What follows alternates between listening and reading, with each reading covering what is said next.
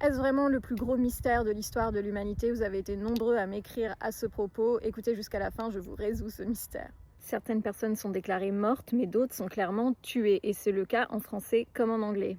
Celles qui sont tuées, on sait pourquoi, comment, qui, ces affaires sont médiatisées, on interviewe la famille des victimes. Mais celles qui sont juste mortes, pas de coupable, pas d'explication, juste une fin. Pourquoi un mauvais horoscope? Et si, selon la date et le lieu de naissance, certaines vies étaient racontées différemment? Évidemment, j'avais remarqué cette différence de traitement ces dernières années, mais quand ça me touche plus directement, au Liban, c'est plus angoissant. Donc la question qu'on peut se poser légitimement, c'est jusqu'où va la complicité des médias dans cet effacement? Et c'est difficile de croire à l'incompétence ou à la négligence, parce qu'en journalisme, on fait attention aux mots. Je suis journaliste, je le sais. Et je ne peux que m'expliquer cette différence de traitement par le dénigrement des origines, de la religion, de la couleur de peau d'une personne afin de la dominer. Et ça s'appelle comment? Le racisme. Ok Rokhaya, calme-toi. Non, vraiment. Et ce racisme se reflète dans le langage des journalistes, mais aussi dans le ton et les émotions. Comme cette journaliste qui, le premier jour d'une guerre, s'en réjouit. Le président américain appelle maintenant le peuple à s'emparer du pouvoir. On fait le point avec Julien Elion.